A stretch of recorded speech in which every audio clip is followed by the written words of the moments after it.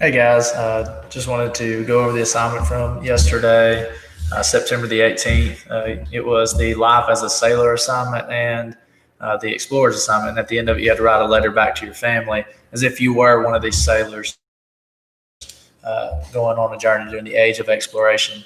The first part of it was learning about the life as a sailor. You were supposed to click on that link and go to the infographic and find the information that was there talking about what would happen if certain situations came up. And so that's what we're looking at first is what would happen if, and you were a sailor on board, and what would be going on. And the first one at the top of the page here, you can see it says, what would happen if you disobeyed the people in charge? Well, first thing was harsh punishment from different things like beatings or floggings, which would be like getting hit with a whip or something of that sort. And then lastly, of course, being put to death. So you couldn't really disobey people in charge. And once you're on the ship, out in the middle of the ocean, you don't have much of a choice. Secondly, what would happen if you did not get enough vitamins to keep you healthy? I think a lot of people got confused from some of these. It was always like, what would happen if, and then you did those, not like no or yes, or, it wasn't really yes or no questions. It was more about what would happen if these things came to fruition. And if you didn't get enough vitamins, you would develop something called scurvy, and it was nasty. You would lose your teeth or gums. You'd have open sores, and even to the point where you'd have mental breakdowns, and those things would be an issue. So if you didn't get enough vitamins, it could be really bad for you. And you didn't get enough vitamins usually because you didn't have a lot of stuff to eat. Again, the next one asks, if you hoped to make it rich by sailing, usually you wouldn't. That'd be the first thing.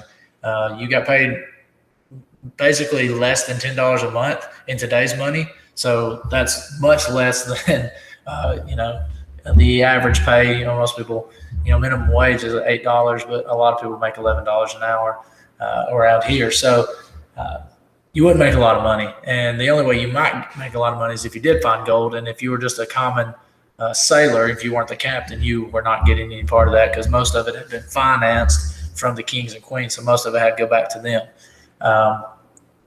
So you were probably not going to make it rich by sailing. Imagine if you had, what would happen if you heard that sailing was rough and did not want to go? Well, you could be forced into service. Yes, a lot of these people were prisoners or impressed into service based off of their past.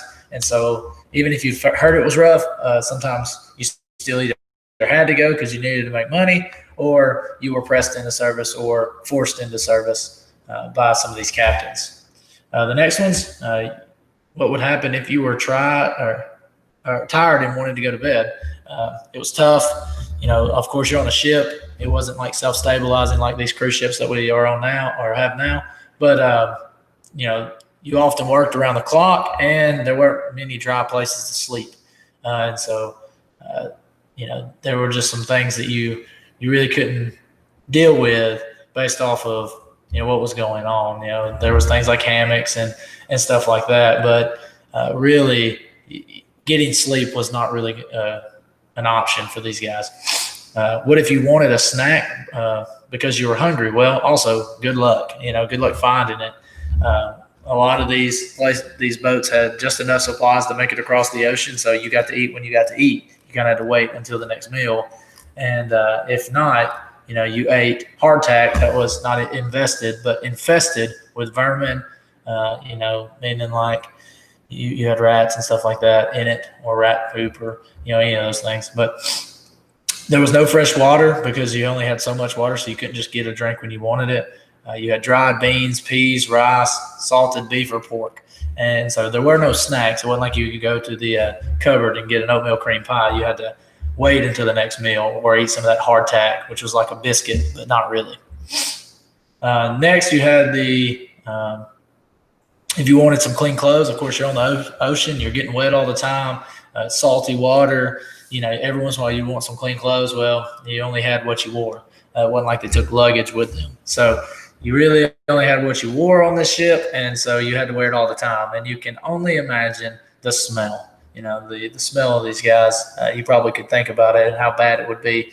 Some of you football guys or athletes that have worn your clothes after practice somewhere, you can probably remember how bad you smell after that. Well, these guys would have been worse. What would happen if you wanted fresh fruit and vegetables? No, they didn't last long enough, so nobody would have taken them. The only way you would have got that is if you would have actually hit land somewhere, and then you might have been able to find it. But not really going to happen too much on the ship. And then lastly, if you were cold, that one's a big one. You're on the ocean, there's a lot of wind, you don't know the weather, and you could build a fire, but only in calmer weather, probably in like a barrel of some sort. But for obvious reasons, like it says there, you can't build a fire because you can burn down this wooden ship. And so there wasn't really many nice things about going on a journey other than the adventure and the fact that the promise of gold and wealth was probably presented to you, even though you had very little chance of this actually happening. And so, that was what it was like to be a sailor. Now, there was a lot of other things on there about what it was like, but these are just some of the answers that you had on your assignment. So I wanted to go over those, but it wasn't easy. It was a very difficult process, and that's something that we need to talk about as we get into the age of exploration. Your second part was to go over what these guys were known for. And so we'll go over that secondly, and one of the first guys, Amerigo Vespucci, he was known for but the Americas being named after him. He kind of figured out that the continents that they were running into were not Asia, and he's credited with the idea of that this was a new continent, which it was. And so they named the Americas after him. We got North and South America, named after Amerigo Vespucci.